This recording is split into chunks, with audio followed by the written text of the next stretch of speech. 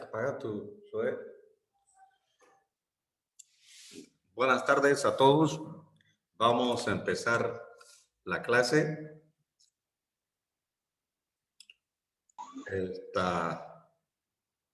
La unidad 6 tiene que ver con la heterocedasticidad. La unidad 6, la unidad 7, que es autocorrelación, son unidades para el examen final, más el modelo general. Bueno, ¿qué es heterocedasticidad? Se dice que existe heterocedasticidad cuando la varianza de los errores, la varianza no explicada, quiere decir sigma al cuadrado, subíndice mu, esa es la varianza no explicada para nosotros, ¿se acuerdan? La varianza de los errores se está refiriendo a sigma al cuadrado, subíndice mu, esa letra parecida a la U. Esa es la varianza no explicada.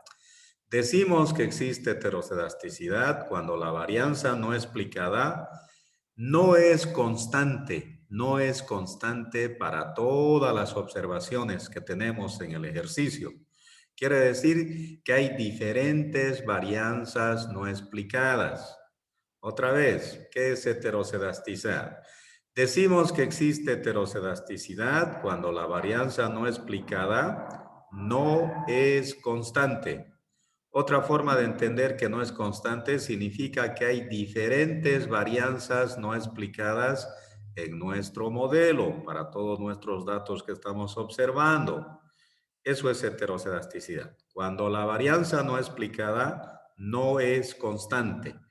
Quiere decir que cuando ustedes están trabajando un modelo, solo tienen que tener una varianza no explicada. Cuando tiene una sola varianza no explicada para todas las observaciones, los resultados que han encontrado para beta 1, para beta 2, la desviación estándar de beta 1, la desviación estándar de beta 2, su R cuadrado, está bien, está correcto, sirve el modelo, quiere decir. ¿Está bien? Cuando no hay heterocedasticidad, cuando hay una sola varianza para todas las observaciones, todo lo que están estimando está correcto, quiere decir. Pero si la varianza no explicada ya no es constante, tenemos problemas de heterocedasticidad, como dice su nombre, heterogéneo, varianzas no explicadas heterogéneas. Hay diferentes varianzas, se está diciendo, para los datos que estamos analizando. Bueno, ¿qué es lo que está pasando cuando hay heterocedasticidad? El segundo supuesto de normalidad se va rompiendo. Acuérdense, el primer supuesto decíamos, la esperanza matemática del término de perturbación de mu es igual a 0, decíamos.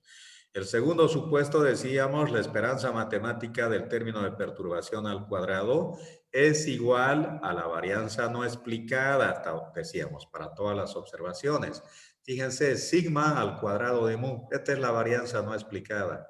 Cuando hay una sola varianza para todas las observaciones, entonces estamos diciendo que los datos son homogéneos, son parecidos.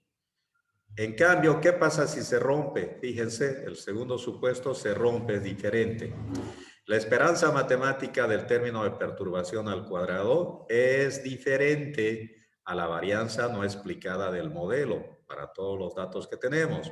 Cuando es diferente, tenemos la presencia de heterocedasticidad. ¿Qué es lo que nos sirve? Cuando calculan beta 1, beta 2, todavía sirve beta 1, todavía sirve beta 2. Cuando calculan la varianza de beta 1, la varianza de beta 2, ya no sirven, tienen sesgo, tienen problema de heterocedasticidad. ¿Está bien? Porque cuando calculan la varianza de beta 1, la varianza de beta 2, entra la varianza no explicada en su cálculo. Y si hay diferentes varianzas, ya no están estimando la verdadera varianza no explicada. Hay problemas de heterocedasticidad, quiere decir. El segundo supuesto se vuelve diferente. Ese diferente significa que existen diferentes varianzas no explicadas en nuestras observaciones. Cuando esto es diferente, estamos diciendo existe heterocedasticidad. Hay problemas de heterocedasticidad.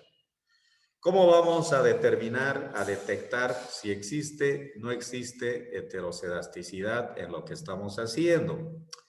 Vamos a utilizar el test para detectar la presencia de heterocedasticidad. El que propone Goldfeld-Liquan es el apellido de los dos autores que trabajan, que defienden estos 4 pasos que sirven para determinar si existe o no existe heterocedasticidad. ¿Qué dicen? Primero dice, tenemos que ordenar los datos de acuerdo con una variable independiente. Tenemos que fijarnos en la variable independiente que está generando la heterocedasticidad. ¿Cómo se van a dar cuenta qué variable independiente es la que está generando heterocedasticidad? Va a ser la variable independiente que tenga datos más diferentes. Su dato va a ser clarísimo que son diferentes. Si son diferentes los valores de X, ese es el que está generando la heterocedasticidad. Y entonces, una vez que han determinado la variable independiente que genera la heterocedasticidad, tienen que ordenar los datos de menor a mayor para cada X, empezando del valor menor con su Y que corresponde, Van ordenando de menor a mayor. En eso consiste el primer paso. El segundo paso consiste en que aplican una formulita que se llama C dividido entre N sobre 6. Son datos del centro, significa. Datos del centro que no entran en el análisis. No se toma en cuenta en el análisis para saber si hay o no hay heterocedasticidad, quiere decir. Entonces, una vez que tienen estos datos del centro no entran Lo que entran es los primeros datos del grupo 1 y después de los datos del centro que se eliminan, el tercer grupo de datos. El total de datos se divide en 3 grupos, quiere decir. El segundo grupo está compuesto por la cantidad que salga aquí, n sobre 6. Esos son los datos que no entran.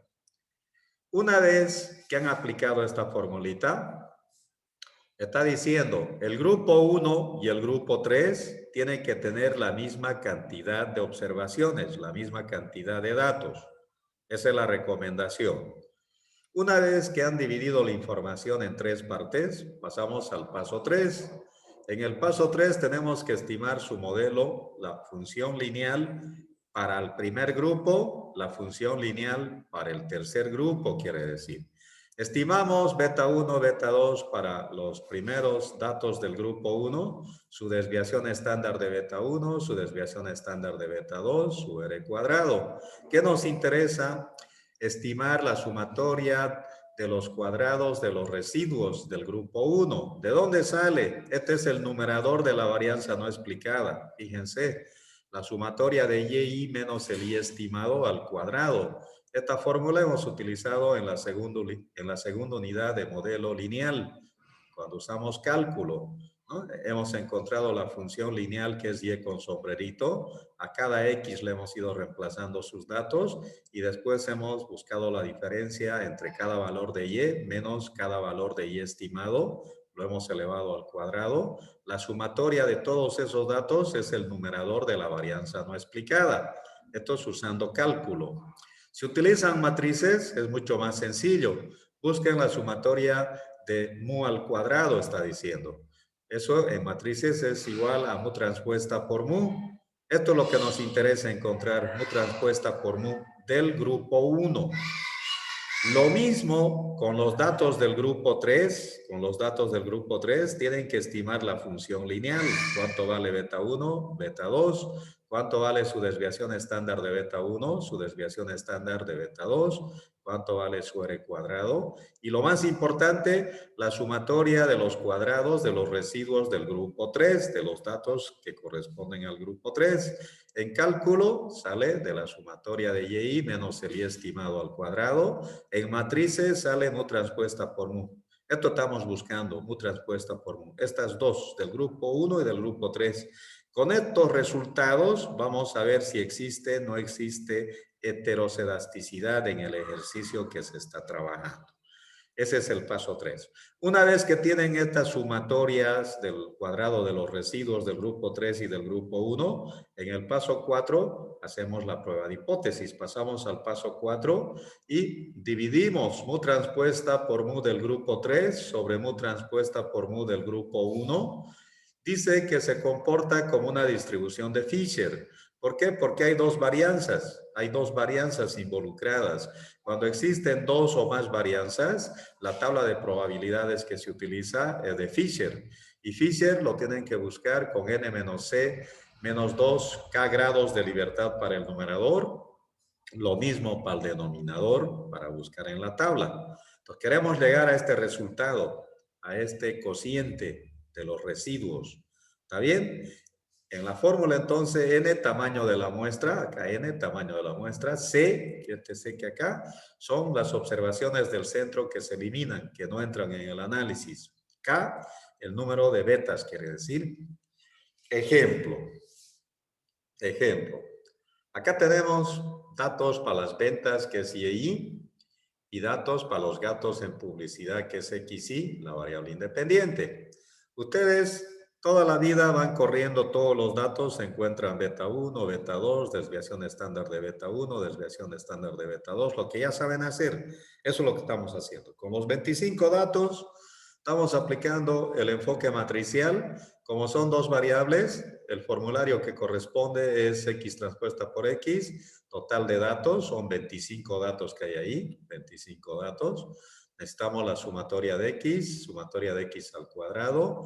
Para Y transpuesta por X, sumatoria de Y por XY, ¿no? Entonces acá, sumatoria de Y por X, X al cuadrado, y Y al cuadrado también necesitan, Y transpuesta por Y. Entonces, En el Excel esto sale todo de una sola vez. Acá están las sumatorias, ¿no? Sumatoria de Y 2663.3. Sumatoria de Y 2663.3. X, sumatoria. Primero vamos por X transpuesta por X en orden de repente. N, 25 datos. Son los 25 datos y cuenta. 25 datos. Sumatoria de X, 1225, la segunda columna. Ahí está. Abajo otra vez dice sumatoria de X, 1225. Sumatoria de X al cuadrado, 94.250. Ya está, X transpuesta por X. El vector Y transpuesta por X, necesitamos la sumatoria de Y, que es la primera columna, 2663.3. Sumatoria de Y por XY, es de acá, 155.084, ¿no? Y por X. Y por X. 155.084. Ya está. Con esta base de datos tienen que encontrar la matriz inversa. Y la matriz inversa es igual a la adjunta de X transpuesta por X. La adjunta de esta matriz X transpuesta por X, de esta base de datos que tienen ahí de 25, 1125, de ahí está diciendo que le saquen su adjunta. Y también el determinante de esto mismo, de X transpuesta por X. Entonces, saben que la matriz adjunta en su formulario es, como tenemos una matriz de 2 por 2, ustedes adaptan su formulario 2 por 2, cofactor 1, 1, cofactor 1, 2, cofactor 2, 1, cofactor 2, 2. Cuando es por 2, 2 por 2 es más fácil, no necesitan sacar determinantes, directo sale el resultado. Lo que suma par, 1 más 1, 2, positivo. 1, 2, 3, negativo le ponemos, ¿no? Entonces, cofactor 1, 1, positivo. Está diciendo, eliminamos fila 1 de acá, de este X transpuesta por X. Fila 1, columna 1, 94.250 es lo que queda. Ya está. Pasamos al siguiente. Cofactor 1, 2, negativo, le ponemos negativo.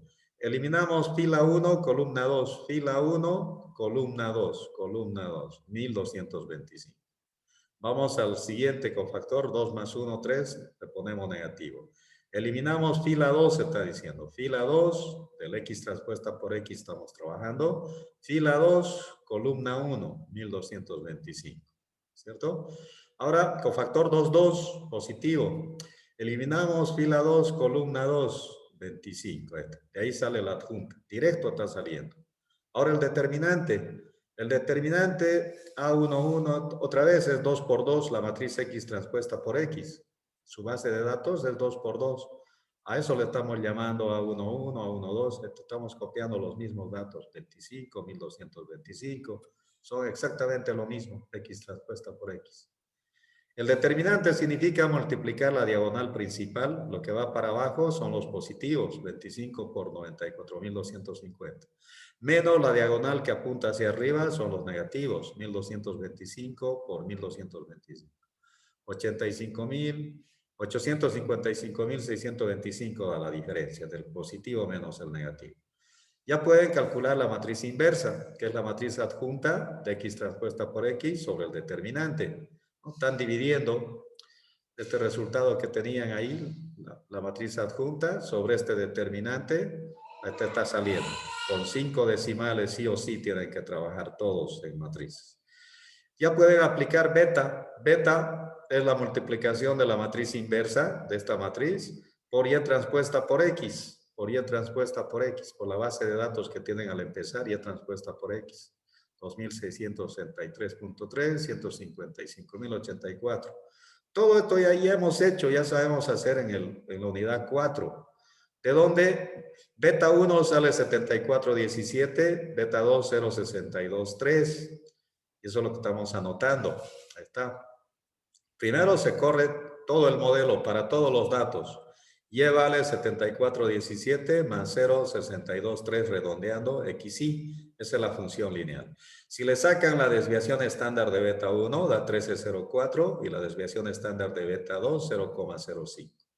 Su R cuadrado da 0,87. Está diciendo las variaciones de X explican un 87% a las variaciones de Y. Es un R alto. Significa que parecería que está bien el modelo. No tienen que confiarse. Ahora, a partir de ahora, siempre tienen que ver si existe o no existe heterocedasticidad en cualquier ejercicio que realicen. ¿Está bien? Ya estos son nuestros resultados. Nosotros no sabemos ahora si en estos resultados tenemos problema de heterocedasticidad. Y eso es lo que vamos a hacer ahora. Entonces, ¿qué es lo que vamos a hacer? Primero dice, ordenamos los datos. Ordenamos los datos.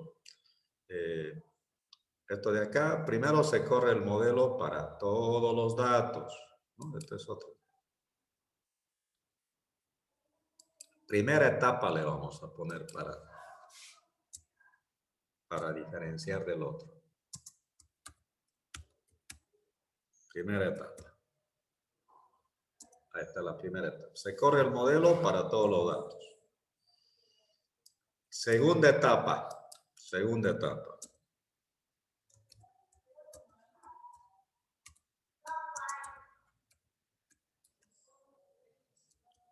En la segunda etapa, primero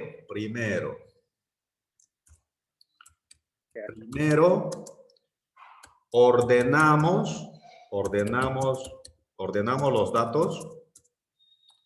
Ordenamos los datos de menor a mayor en base a una variable independiente. Variable independiente. Es lo que primero tenemos que hacer. Segundo, aplicamos la fórmula, ¿no? Segundo, dividimos la información, es esto de acá. Segundo, aplicamos la fórmula. Aplicamos la fórmula es C. De C es lo que estamos buscando, ¿no? Igual a n sobre 6, ¿no? N dividido entre 6. Segundo, aplicamos la fórmula C, que es igual a n sobre 6, y dividimos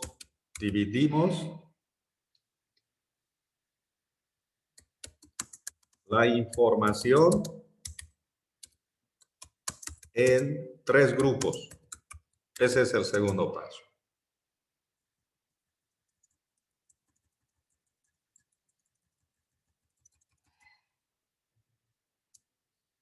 Ya está.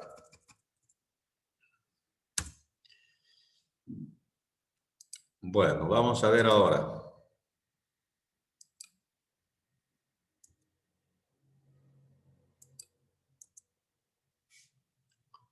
Vamos a los datos. Acá está. Por casualidad, los datos, nos fijamos en un X. Dice que tenemos que ordenar de menor a mayor primero en base a una X. X es gastos en publicidad. Nos fijamos los datos de X en los datos originales, Ahí está. De casualidad está ordenado. Está ordenado. No siempre viene ordenado. Está ordenado. ¿Está bien? Este es el que está generando la heterocedasticidad. Fíjense, 10, 10, 10, 25, 50, 75, 100. Son diferentes datos. Es el que genera la heterocedasticidad. Ya tenemos ordenado. El primer paso ya está. Segundo, aplicamos la fórmula CN sobre 6. ¿No? Este es el segundo paso. No es el tercer paso. El segundo paso es... Ya. 25 datos en total sobre 6 da 4.2. Si eliminamos 4 datos, nos van a quedar 21 datos de 25. Y 25 datos tenemos que dividir en partes iguales al grupo 1 y al grupo 3. No va a dar igual porque es impar.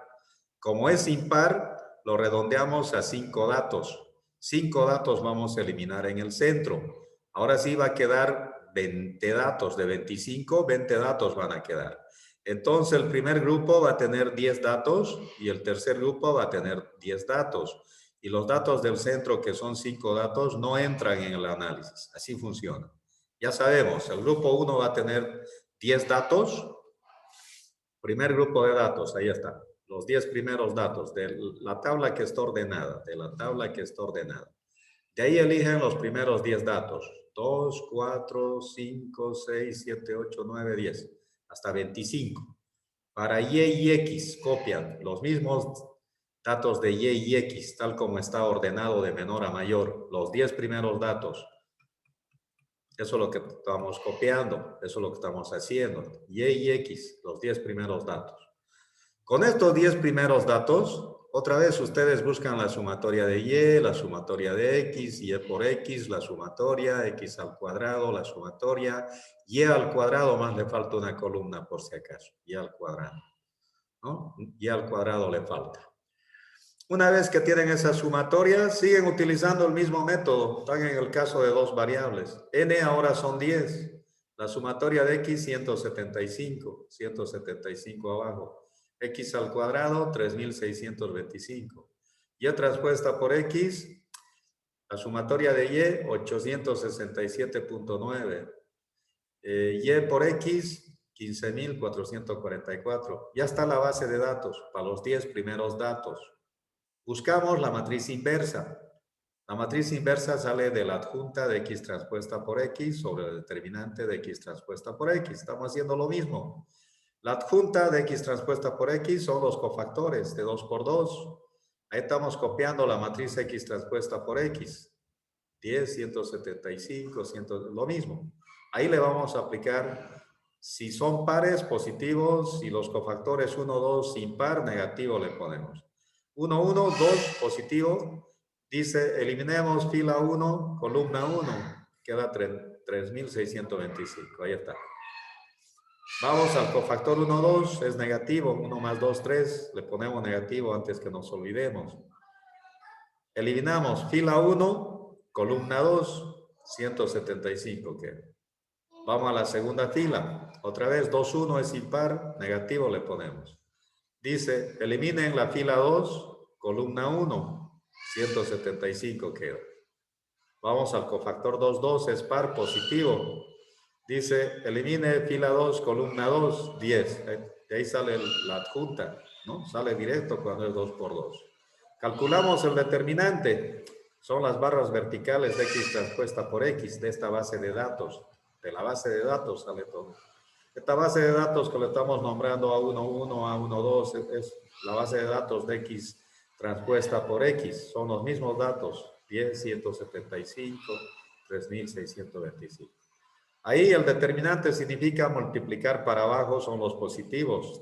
10 por 3625 menos la diagonal que va hacia arriba es el negativo. 175 por 175, 5625. Ya pueden encontrar la matriz inversa, que es la matriz adjunta de X transpuesta sobre su determinante. La adjunta ya tienen ahí la matriz, 2 por 2, están copiando sobre su determinante este resultado. Y ahí sale la matriz inversa. Cuando tienen la matriz inversa, beta. Beta sale de esta matriz inversa que está acá, por Y transpuesta por X. Su base de datos al empezar, Y transpuesta por X. Ahí está, 867.9, 15.444. Que son los mismos resultados, ¿no? 2.663, 155.084. De ahí sale beta 1, vale 78.85 beta 1, beta 2, 0.49. Calculan la varianza no explicada. Para calcular la varianza de beta 1, la varianza de beta 2 también necesitamos.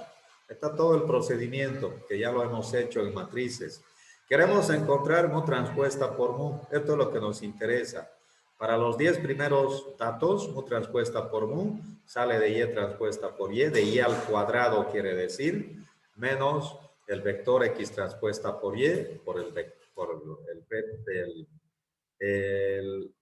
beta transpuesta significa el vector beta que tienen que ponerlo en forma de fila para multiplicar fila por columna.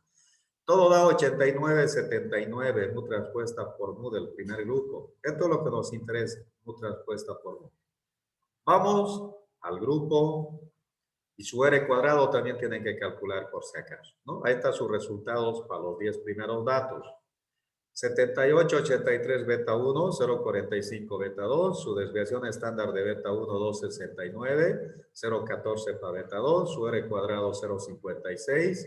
La sumatoria de los cuadrados de los residuos del grupo 1 sale de mu transpuesta por mu, 87,79, que necesitamos para la prueba de hipótesis. Vamos al grupo de datos del tercer grupo. Del tercer grupo de la base de datos original, de los 25 datos que está viniendo al inicio del ejercicio, los 10 primeros datos entra hasta el 25. Los que son 50 para X, hay 5, 50. Tenemos que eliminar 5 datos del medio. Estos 5 datos se van, no entran. 95,3 de 50 hasta 110,2 a 50. No entra en el análisis. Los otros 10 datos que tenemos que copiar es desde 75 hasta 100. Son 10 datos, hay 5 75, se conectan en 10 minutos otra vez. Hay 5 75, 5 100, hay 10 datos, lo mismo para Y. Esos 10 últimos datos estamos copiando para el tercer grupo. Al tercer grupo de datos. Ahí está, tercer grupo de datos. Y, gastos que es X, ¿no? 75 5 veces, 100 5 veces y los valores de Y que corresponde a cada X. Otra vez acá tienen que buscar la sumatoria de Y, la sumatoria de X. Y por X tienen que multiplicar, buscar la sumatoria, X al cuadrado. Cada X tienen que ir elevando al cuadrado. La sumatoria, otra columna falta, Y al cuadrado, que es Y transpuesta por Y. También tienen que buscar Y transpuesta por Y. Y otra vez siguen en el caso de dos variables. Tienen que encontrar cuánto vale beta 1, beta 2. Para eso necesitan X transpuesta por X. Su formulario N, en el caso de nosotros 10 datos. Sumatoria de X, 875. Abajo, lo mismo, 875. X al cuadrado, 78.125. El vector Y transpuesta por X, sumatoria de Y, 1286,8. La primera columna, la última fila. Y por X es este de acá, 114.210. Ya está la base de datos. Con esta base de datos, la matriz inversa, como hace rato otra vez, ¿cierto? Ya saben cómo sale el determinante y dividen el determinante, la adjunta, la matriz adjunta sobre el determinante, sale la matriz inversa. Ahí está su resultado. Para encontrar beta, estos resultados de la matriz inversa por el vector Y transpuesta por X le van multiplicando. Beta 1, 38,24. Beta 2, 1,03. ¿No? Y también tienen que encontrar la varianza no explicada del grupo 3. La varianza no explicada del grupo 3, ahí lo tienen, Y transpuesta por Y, necesitan el Y al cuadrado. Menos beta en forma de fila, dice, ya tienen el beta acá, 38,24, 1,03, por el vector X transpuesta por Y o Y transpuesta por X. Es esto de acá, 1286,8, 114.210. Exactamente lo mismo están haciendo. ¿Dónde está? 1286,8, 114.210. ¿Cierto? Anotamos acá para la varianza no explicada, ¿no? Son los mismos, 1286, 114.210.